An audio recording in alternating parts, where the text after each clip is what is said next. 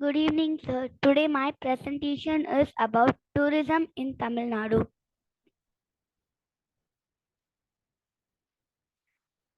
So the content of this presentation is types of tourism, pilgrimage, temples in Tamil Nadu, waterfalls in Tamil Nadu, hill stations in Tamil Nadu, sanctuaries in Tamil Nadu, and conclusion.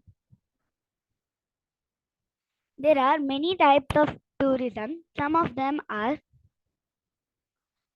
pilgrimage, to visit a religious place like a long trip, or to visit a religious place like church, mosque, temple.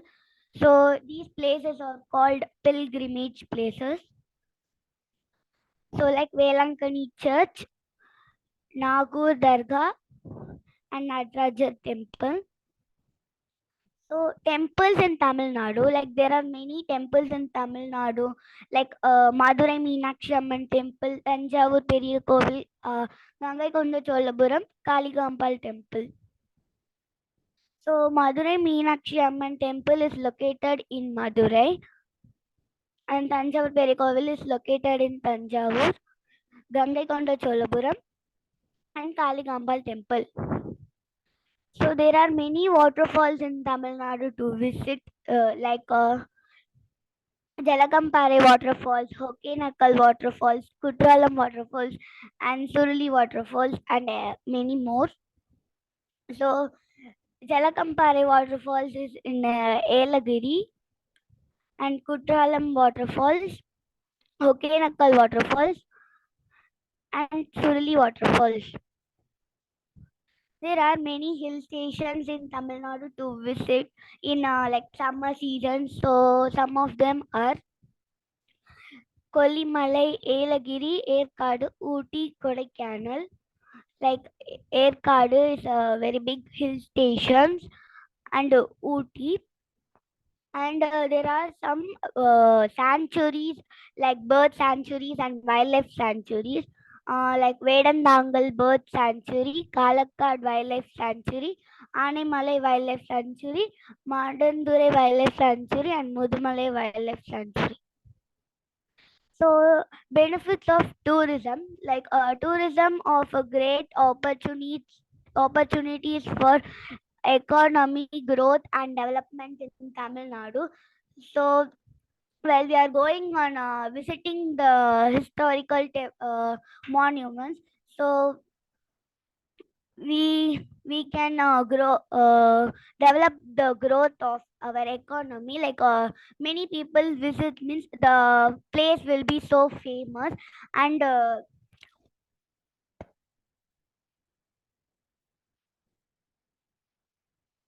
it creates jobs, strength, and the local economy, contributes to the local infrastructure development. So it can help to conserve the cultural assets and traditions, so we can follow the cultural and traditions. So tourism reduce poverty and inequality across Tamil Nadu, so all can visit. There is no partiality between the people who is visiting that. Thank you for watching my presentation, sir. Okay, there are a lot of spelling mistakes, Tanvi. Look into the spelling of poverty, Poverty.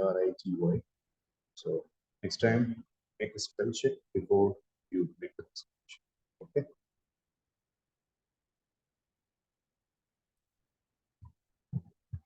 Right. So after COVID, people have stopped going to the pilgrimages, as I mentioned, and going to making visits to the temple and um, expressing their devotion in temples have become so less. Today is a Pradosham day. In 2019, 2018, or even in the beginning of 2020, the crowd that used to be in Lord Shiva temple uh, would be undescribable. But right now, there are only limited number of people. Uh, People are very hesitant to come to the temple. So, what do you think of this change? Now, do you really think COVID alone has been the reason, or people's fear and hesitation are also the reason? And how do you think people can get out of this fear and come to temple in numbers and flock? What should you do for that? So for coming to temples and pilgrimage places, Pilgrimage. Yeah, so we can wear masks and they can see news daily, so because they are announcing that COVID has gone, only some like that is there. So for our goodness, we can go and visit that places, sir. mm, okay, okay. And yesterday you spoke about air and air pollution. Today you spoke about spiritual concept. Um, what is the kind of improvement you are getting by making these kinds of presentation in this evening sessions? You have made a lot of presentations now, almost about 13 or 14 presentations by now in your 20 classes. So, what is the kind of improvement you are getting from all this? Sir, in before times, I don't know what is PowerPoint presentations, sir, and I don't know to type in laptop. Uh, so after attending MS evening sessions, I gain more knowledge and I know to do presentation by my own, and I can type myself, sir. Very good. Okay, Dharmik. Nice presentation. Now, time for your CRS updation. I don't know Achyut is taking time, whether he is attending class today or not, I don't know. But let us not waste time. Let us get into your CRS. Just a minute. I will take your CRS report card.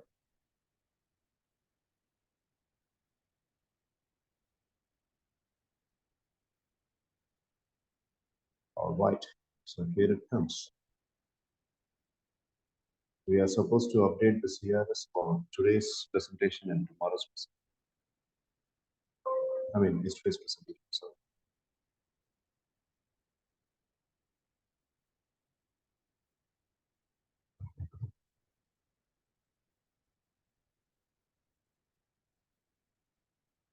in this evening session, credit rating system,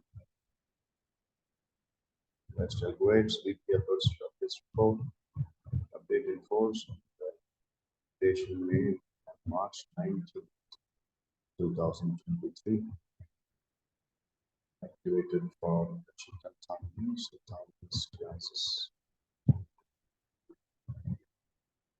17 classes.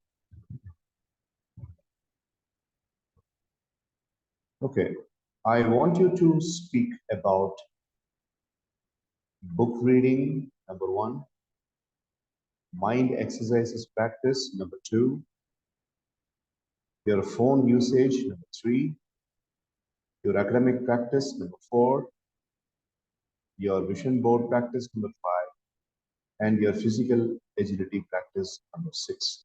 For all these six entries, you will have to let me know what are all the activities you did the last week so that we'll finish these six entries first and then we'll go to the other ones. Come on. We'll start with book reading.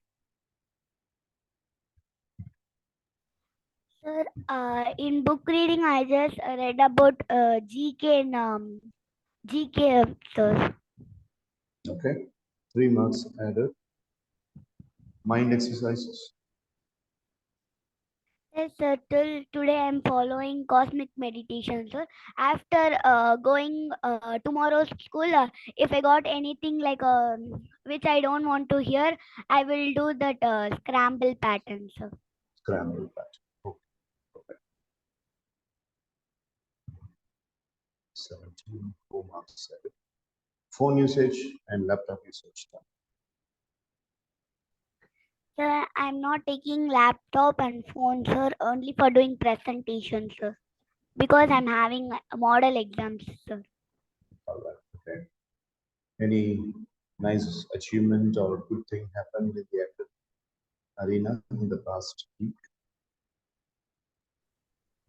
Sir, no, sir. After 24th, I will get my results of model exams, sir. Because till now, my exams are going on. Very good. Vision board? Yes, sir. I'm following my vision board, sir. Daily after brushing my teeth, I'm seeing my vision board, sir. What goals I need to achieve, like that, sir. That's wonderful. 4 marks added for that. Exercises, physical ability, and agility. Now school's for me at 1 o'clock, sir. So morning I'm going for cycling, sir. Good. Okay. Good. Right. So now let us come to the other stuff. Attendance, we will update next week. Leadership. One topic about science, other topic about spiritual element. And brain has worked in two different sections, thinking on the two regions, either side of the region. So leadership, 4 marks can be given. 31. Progress, yes. So the slide preparation has improved, and the presentation has also improved. Speaking ability has also improved. 30 marks for that. 4 marks added. Positive body language, yes, that can be improved a little. You should see the camera. You should appear as if you are speaking. Yesterday's presentation was much better. Today you had a lot of details to cover, so you are looking only at the one slide. But in the next presentation onwards, you will have to look into the camera and you have to speak. So 3 marks can be given in positive body language. 29. Positive mindset is good, so 4 marks can be given. 29. Good reading, self-development. Okay, so basically a disciplined person and an organized person. So since you are organized and doing sincere things every day, 4 marks can be given. Mind exercise added, anti-phone day and presentation skills. Yeah, 4 mark is given for presentation skills because it has been scaling up and now you are speaking instead of reading. You're also speaking. That's a good thing. Humanitarian meter, 3 marks. 10 marks. Knowledge meter can be 3 marks. 15 marks. And VB physical agility. Trainer bonus 6 marks. 48. So 376 is your score, and on an average for 17 classes, per class you are scoring 22 marks, and that's a very good average. I really appreciate. Any other doubts on your CRS, Tanvi? Currently, you are leading the team. No, sir. Okay, all right. So this is it, 376 hard-earned mark. We will see how far it goes.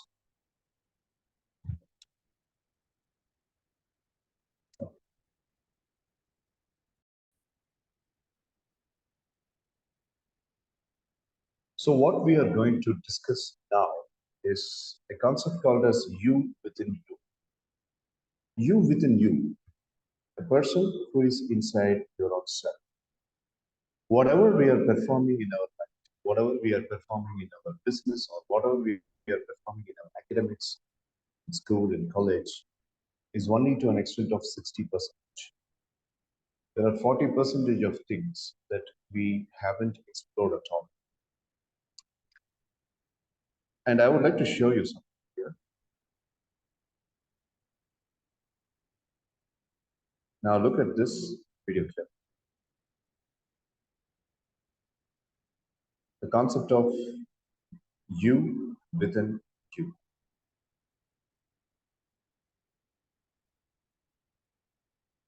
As you can see here,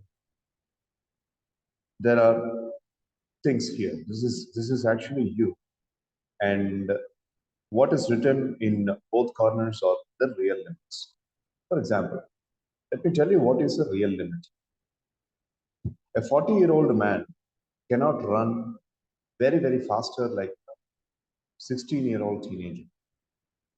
A 65-year-old senior citizen cannot run faster like a 40-year-old man.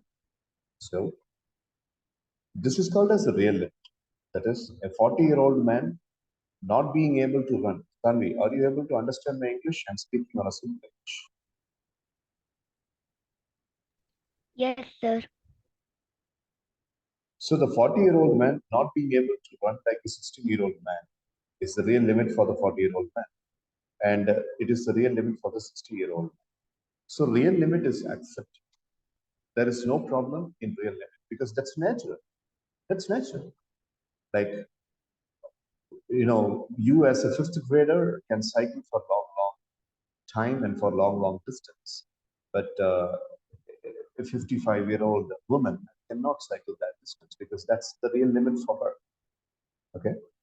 But what the problem is, there are something called as self-imposed limits, unrealized potential. Okay, self-imposed limits. Self-imposed limits means the limits that we are reinforcing within our mind. Because of that, we always have our potential unrealized. As you can see here in this particular graphic, you see this is you, and there is a very big box around you, and you're not coming out of it. And because you are confined within the box, there are a lot of unrealized potential. See, you are like a you're supposed to be like a fish, swimming in this big blue lined box. But instead of swimming in this big blue lined box, you're only here. You're only operating into the circle, and you're not coming out of the circle. And even if you come out of the circle, you're not coming out of this box. Okay, so there are a lot of unrealized potential. What do you mean by unrealized potential? You yourself don't know that you have got such and such potential. Why? The reason is you're imposing self-imposed limits. What is self-imposed limits? I cannot get a center in math because it's not easy. I cannot get, good marks in science. Only 80, 85%. Reaching 90% is going to be very tough for me in science. Okay, I cannot balance my life between sports and studies. Only one, either sports or studies, because it's very difficult. So these are all the self-imposed limits. Real limits, self-imposed limits. Real limits is natural. Self-imposed limit is unnatural. So in psychology, we have a disease, and we name the disease as echolalia. You see, just like the head is fixed with a funnel, and through this funnel, you are inculcating a lot and lot of negative programming.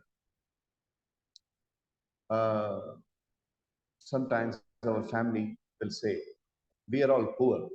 Mom will speak that, well, family, we cannot earn so much because we are poor people.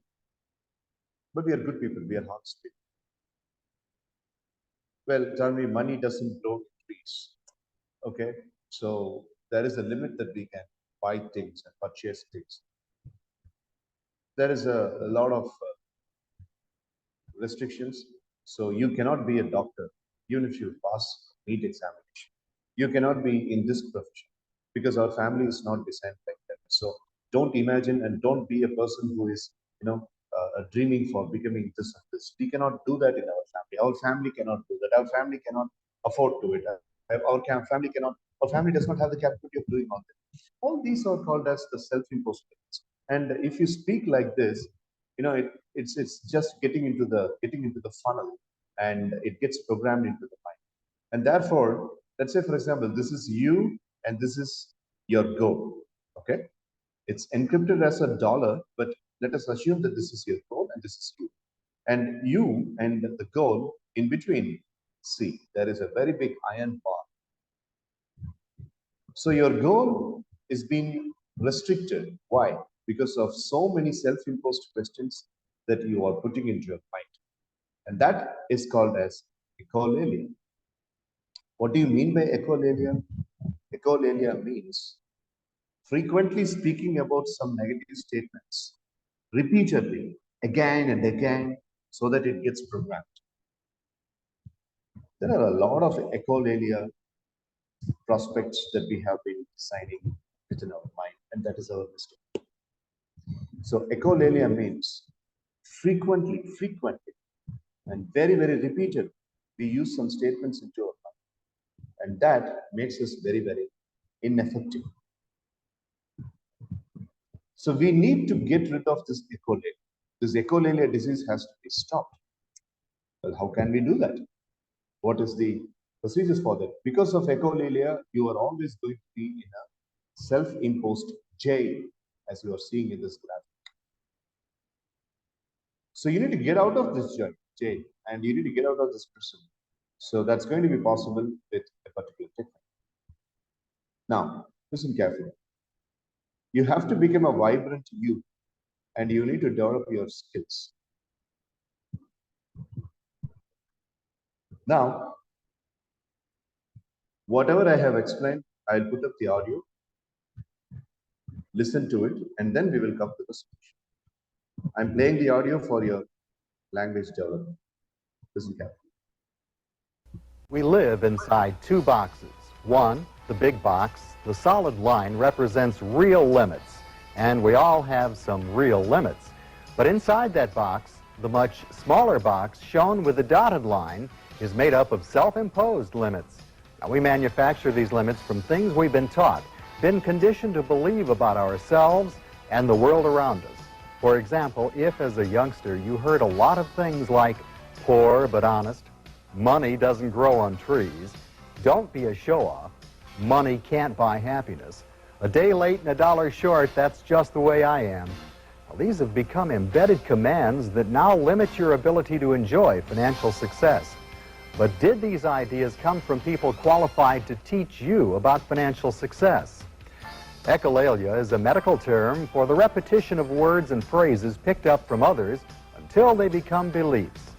These inner limitations set your thermostats and restrict your ability to learn, to enjoy health, to relax, to handle stress, even to love. Psychocybernetics gives you many skills for resetting your thermostats and expanding your abilities. These skills make things that are now difficult for you remarkably easy. Famous champion golfer Ben Hogan told Time magazine that he made each golf shot in his imagination, not just visualizing it, but actually feeling it, experiencing it before making the shot. Ben said this gave him perfect muscle memory. Synthetic successful experience leads to actual successful experience. Through rehearsal in the theater of your mind, you can build up success reflexes and automatic success behaviors.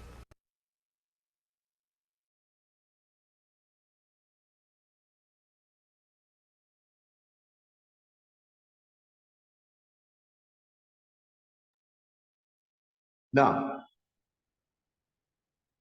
let's come to the solution. You just listen to the audio, and it is my version of simple experience. Now you see this golf playing champion. The golfer hits the ball and it goes to the proper destination. Now, if you want to get out of echolalia and if you want to produce good results, these are the words that you need to remember. Visualize, feel, and experience. Visualize, feel, and experience. Let's say, for example, you are having an examination tomorrow. And for that examination, you're prepared, you're studying, you're taking notes, you're setting up the alarm, and you're waking up early in the morning. You're again studying, skipping breakfast. And then, after forcing from mother, you're taking some breakfast and you're going to the examination. None of these efforts will give you proper results unless you are using this technique that I'm going to show you. Because in this technique, you're going to understand what is actually synthetic experience and what is actually real experience. Synthetic and real. Synthetic and real. I'll give you an example. Eat an apple. Eat your favorite sweet. Let's take these two examples. Visualizing as if you are having the apple. Visualizing as if you are eating the apple. Well, that's good. That is mind's power and that is visualization. But as far as the sweet is concerned, if you're visualizing eating the sweet and feeling the sweetness of the sweet into your jaw. And at one given point of time, even feeling the wonderful fragrance of the sweet into your skull. And the only difference is you don't have the sweet in hand, but your mind experiences the actual experience of eating that sweet. Now, this one is not imagination. This one is not visualization. This one is synthetic experience. Children are very good at this. 1 year, 2 year toddlers are very, very good at this. If they want something, they exactly visualize that into their mind and they know how to experience it. They want an ice cream, they synthetically experience eating an ice cream into the mind and they go and ask their mom, get me some ice cream. Because the child's stimulus is looking for ice cream because its child wants to have the synthetic experience to be converted into what? Real experience. So then it goes to the mom and it asks for ice cream. And you give the bowl of ice cream, the child eats the ice cream, and the child puts the entire concentration only to the ice cream. When we were like child, when we were children, we were like this only. But as we grew up, we were not able to have this. This is called a synthetic experience. Now let's go back to the screen. So here, the golfer first visualizes and he feels what? He feels his bat hitting the ball. He feels that the ball travels long way, all the way to the other side of the court. And he feels that the ball goes and finds its destination spot. He feels everything. And when you're feeling, based upon your feeling, your experience will also happen. You see, it is like programming a supercomputer. Okay, right? So those days in 1990s, the computers used to be like this. The keyboards, look at the keyboard. And look at the central processing unit, and if it is under the keyboard, it is not visible in this picture. And look at the monitors. So this is how the computers were operated in the 1990s. You are operating as a executive into the mind like this. So you experience a synthetic process. Okay, so as vividly you are using the synthetic process, that is like you're going for the examination at 9 o'clock, you just close your eyes and you visualize as if the answer sheet is given. You visualize your, you're holding the pen like this, and you visualize as if you're writing to the fullest capacity. And when you're writing, you visualize the satisfaction of the complete answer. All these real imagination and powerful visualization is called as synthetic experience. And real experience is going to be according to the synthetic experience. So synthetic experience is equal to real experience. That's what is written here. So you have to practice synthetic experience. Whenever you are feeling that echolalia is torturing you and it is putting you in a negative, ineffective way, you have to use the synthetic experience practice. As you could see in the slide, how do you create greater success until you have experienced greater success? If you're not experiencing the greater success, then how will it happen in your life? If you are not experiencing 10% in that math examination, then how will you get the center of the math examination? Because you are not seeing that in your mind. So when you're seeing that into your mind, that is called as synthetic experience. So that's the end. Tanvi, what you do is, now we are going to open another window. 4 minutes time is available for you. You just take notes of what you have learned in this particular concept I have taught you. And on the other side of the window, you explain in your own method, and then you will finish the class. Okay? Okay, sir. Yeah.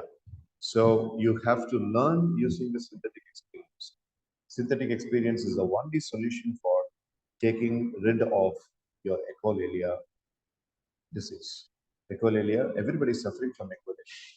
And the best way to come out of echolalia is experience. Now take some 4 minutes time, consolidate the points and explain.